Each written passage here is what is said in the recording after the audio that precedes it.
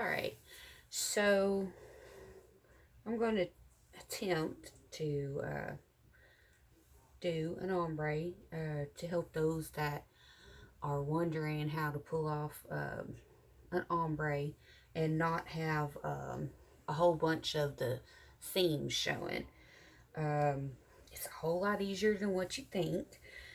The key, in my opinion, um, is to not use a turner, um, and to just do your ombre in your hand. You have to hold it in order to make it turn out right. Um, and use this little thing. This is one of those reusable K-cup things that you can put your own coffee in. Um, it's a serious game-changing hack. It makes things so easy. Um, so, without further ado, we're going to start on our cup. I have just got a plain white cup. I'm going to be putting neon glitter on this, and in my opinion, white keeps your neons a whole lot more vivid. And I also like to do the epoxy method for glitter application. So I'm going to go over that because a lot of people struggle with how to use the epoxy method correctly. And the answer is to use as little epoxy as you possibly can get away with.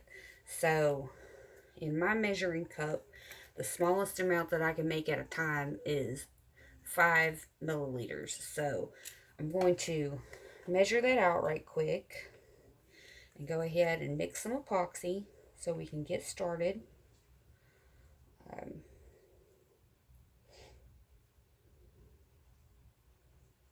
okay.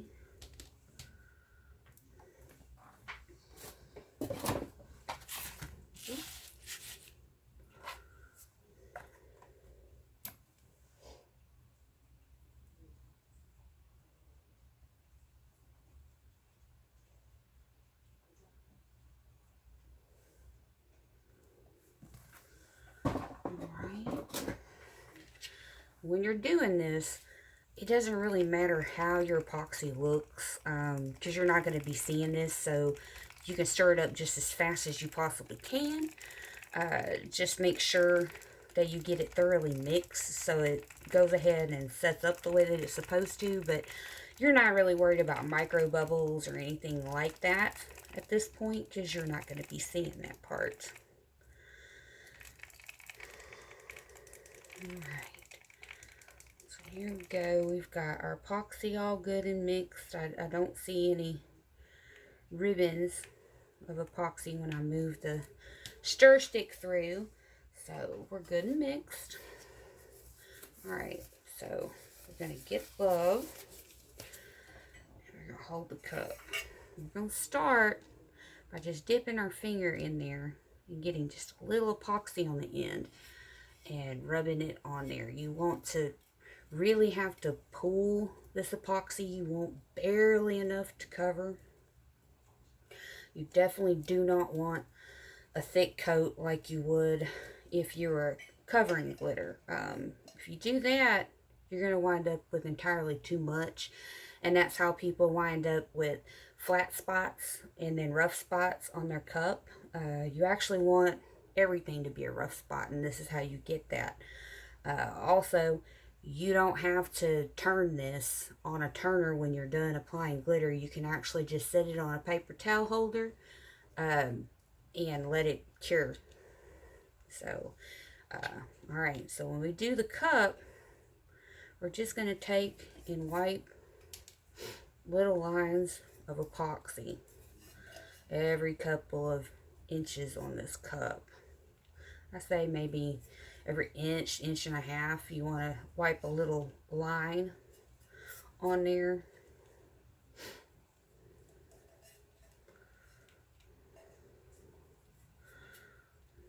You guys are kind of going to have to bear with me. I really don't have a good setup for doing these videos. I'm going to try to work on that and get a better setup together.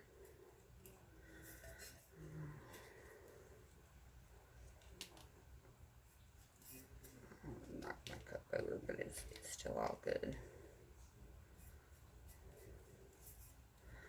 Alright, once you get your lines, take your finger and kind of zigzag back and forth to smear those lines together. Just like so. You should have to rub pretty hard to kind of stretch that epoxy to get it to connect to each other. It should barely be enough to be able to smear together. And then go ahead and take your finger over that and smooth it out, because you do want to have a nice smooth surface to apply your glitter on so it looks good.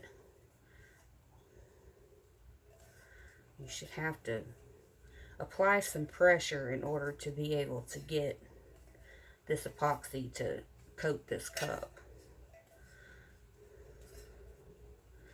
So usually a good telltale if you have too much epoxy on your cup or not is whenever you set it to the side on a paper towel holder. If it starts to run, then you have too much. So you definitely do not want that to happen. You need to go back in and wipe some more away if you do have that situation. Okay, hang on just a minute. Let me get some paper so we can do glitter. Okay, here we go. So let's do our glitter colors. I think I'm gonna go for like a sunset type look today. So we're going to start with our lightest color on the bottom and work our way to the darkest color on top to be able to do that. You want to hold your cup at an angle with the top facing down, and you just want to really go and lightly sprinkle glitter over the cup, allowing it to fall down the cup just a little bit. You don't want it to happen a whole lot, but you do want it to fall down just a little. That'll help you be able to go back in and blend your colors here in a little while. I think I want to try to do about a 2-inch section of this yellow. Go over and make sure that I'm fairly consistent. I don't like a lot of waves in my ombres. To me, if you do it without the waves, it's easier to make your colors disappear into each other. It tricks the eye a little bit better. It's just my opinion. Okay. Alright. I have to conserve this yellow because I did not realize that I'm almost out of yellow. I need more yellow glitter. Then I'm going to set this page to the side because yellow is extremely light. And then I'm going to go in the middle and do a little bit of this orange. Orange, I'm going to do a really narrow line, maybe an inch, maybe.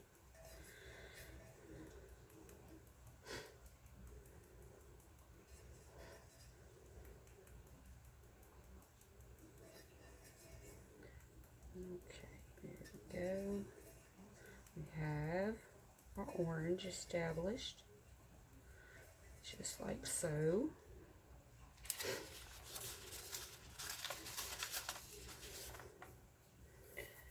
Okay, and then I'm going to do pink at the top, so I'm going to tip the cup down. I'm going to sprinkle pink around the top. Again, I'm going to try to do about a 2-inch section. I'm going to allow the glitter to fall down the cup slightly.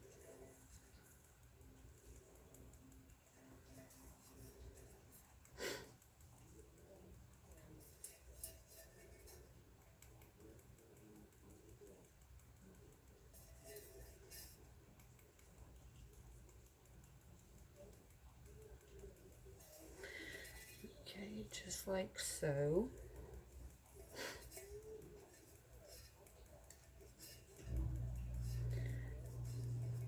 We are going to be putting a second coat over this. I just like to use a white base with neons because to me they turn out a whole lot more vivid that way, so it's worth doing 2 coats of glitter, in my opinion, to keep the colors nice and bright and vivid. Alright, then we're going to take our K-Cup. This is kind of important.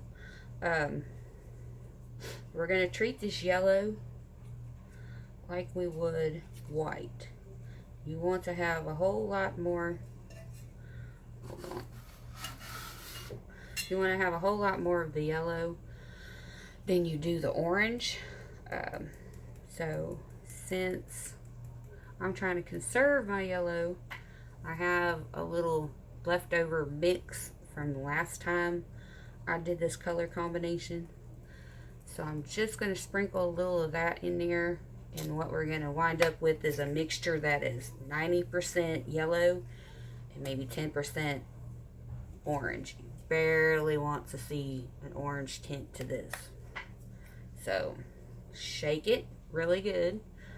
Make sure your colors are thoroughly mixed together.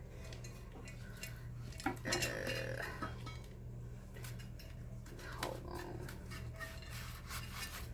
I'm going to switch this towel rack out. I don't like that one for this. Here we go. Alright. Then turn this upside down. And then you sprinkle like you're salting a potato.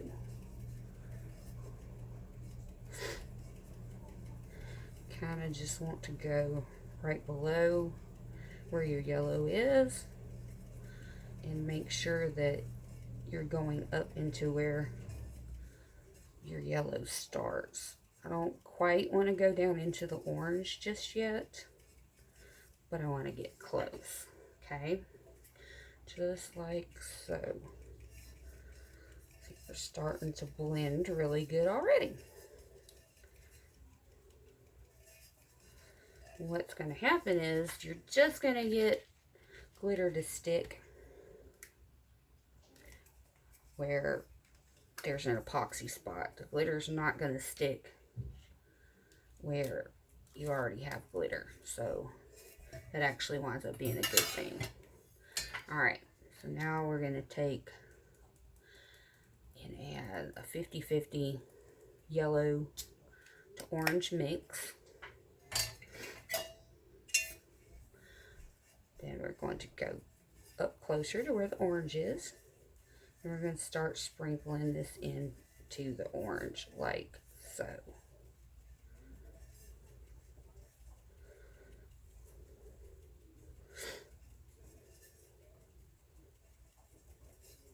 Just like salting a potato. You just want to meet up with that orange line at this point. You don't want to go above the orange line because you need to start mixing on the other side. Okay, set this aside for a minute. Pour our yellow and orange mix back together.